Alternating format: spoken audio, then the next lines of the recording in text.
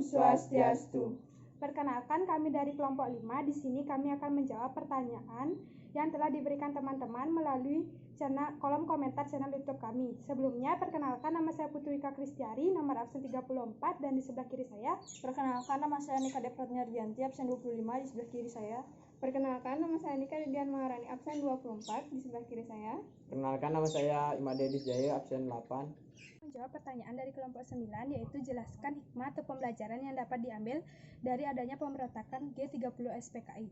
Menurut saya, hikmah yang dapat diambil dari adanya pemberontakan G30 SPKI adalah pertama, bahwa Indonesia adalah negara berdasarkan ketuhanan.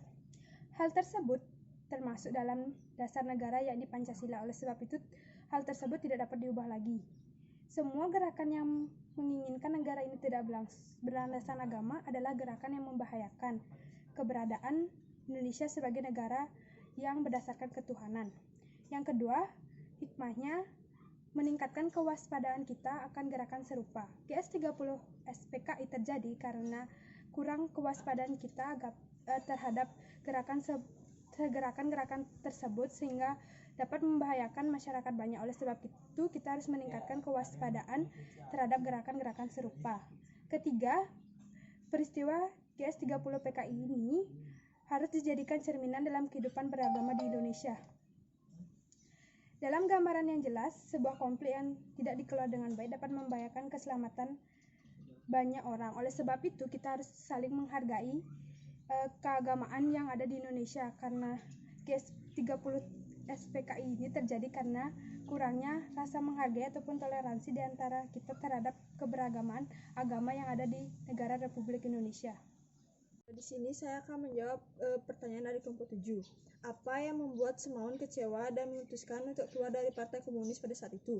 Menurut saya, Agus Salim, sekretaris organisasi, memperkenalkan sebuah gerakan untuk melarang anggota SI memegang keanggotaan dan gelar ganda dari pihak lain di kancah perjuangan pergerakan Indonesia.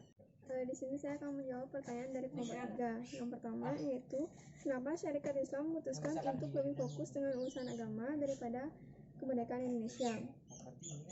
Dalam Kongres Syarikat Islam, Cokro Minoto menyatakan bahwa SI bukan merupakan organisasi politik, dan SI memiliki tujuan untuk meningkatkan perdagangan antar bangsa Indonesia, membantu anggotanya yang mengalami kesulitan ekonomi, serta mengembangkan kehidupan religius dalam masyarakat Indonesia.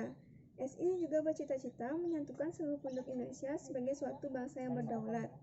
Pertanyaan yang kedua yaitu, apakah setelah meninggalkan komunis, Syarikat Islam bergabung dengan organisasi lain? Menurut saya tidak, karena Syarikat Islam tidak bergabung dengan organisasi manapun, melainkan mereka mengganti namanya menjadi Syarikat Rakyat. Di sini saya akan menjawab pertanyaan dari kelompok 1. Pertanyaannya adalah, apa yang melatar belakangi kelompok reformasi dari ISDP memisahkan diri dan membentuk partai sendiri dengan nama Partai Demokrat Sosial India? Yaitu latar yang membelakanginya karena adanya rasa tidak puas dari kepemimpinan SDAP di Belanda dan yang menjauhkannya diri dari ISDP dan juga menolak untuk bekerja sama dengan pemerintah.